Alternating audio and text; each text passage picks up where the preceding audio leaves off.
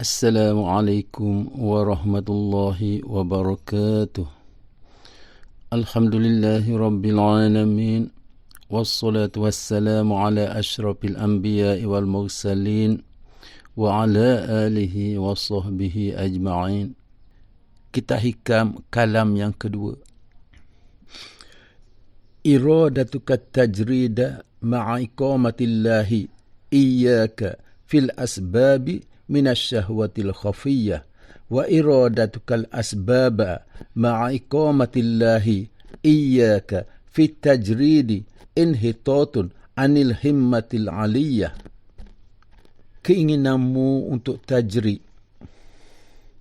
padahal Allah masih menempatkan engkau pada golongan orang-orang yang harus berusaha kasab untuk mendapat keperluanmu sehari-hari, maka keinginanmu itu termasuk dalam syahwat hawa nafsu yang sama. Sebaliknya, keinginanmu untuk berusaha kasab, padahal Allah telah menempatkan dirimu pada golongan orang yang melulu beribadat tanpa kasab, maka keinginan yang demikian berarti menurung dari semangat dan tingkat yang tinggi. Kalam yang kedua membahaskan tentang asbab dan tajrid. Asbab adalah seseorang yang perlu bekerja untuk mendapatkan keperluan hariannya.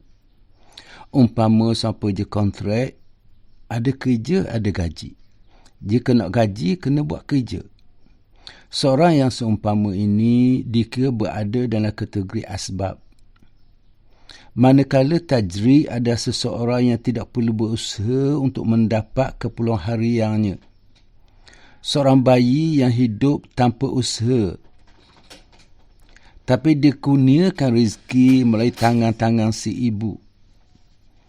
Seorang ulama yang mengajar agama kemudian dikurniakan rezeki melalui tangan-tangan muridnya. Seorang peminta sedekah yang duduk saja, orang bagi duit tanpa perlu buat kerja. Orang semacam ni saya kira berada dalam kategori tajrid. Kewajipan seorang hamba menyerah kepada apa yang dipilihkan oleh majikannya. Lebih-lebih lagi apabila majikannya itu Tuhan Allah yang mengetahui benar-benar apa yang menguntungkan baginya dan apa yang menyusahkannya. Dan tanda bahawa Allah menempatkan dirimu dalam golongan orang yang harus berusaha kasab. Apabila terasa ringan bagimu sehingga tidak menyebabkan tertinggalnya sesuatu kewajipan dalam agamamu, juga menyebabkan kau tidak tamak terhadap hak orang lain. Dan tanda bahawa Allah telah mendudukkan dirimu dalam golongan hamba yang tidak berusaha kasab, apabila Tuhan memudahkan bagimu keperluan hidup dari jalan yang tidak tersangka, kemudian jiwamu tetap tenang ketika terjadinya kekurangan, kerana tetap ingat dan bersandar kepada Tuhanmu dan tidak berubah dalam menunaikan kewajipan. Syaitan sebagai musuh manusia tidak suka bila melihat manusia itu tenang.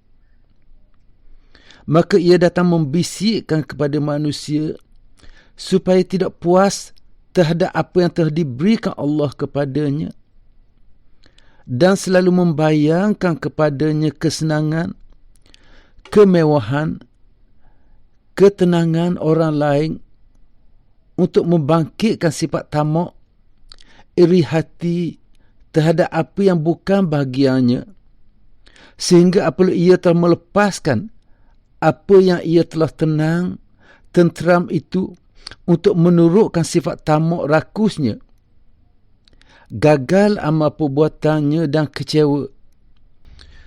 Firman Allah yang menunjukkan bagaimana tipu daya syaitan terhadap bapa Adam dan Hawa alaihissalam.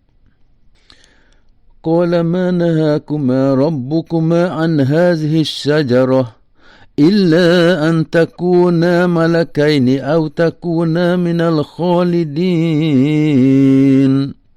Surah Al-A'raf ayat 20.